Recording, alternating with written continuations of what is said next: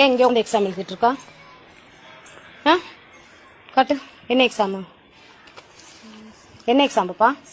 ஏன் இங்கே உட்காந்து எழுதிட்டு இருக்கா? யார் இங்கே உட்காந்து எழுத சொன்னது? எந்த மிஸ்ஸு?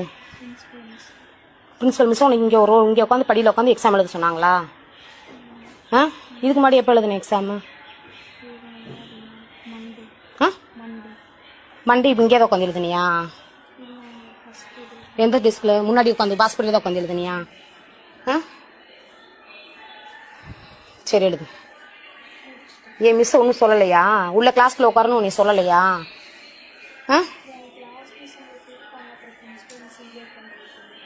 புரியல.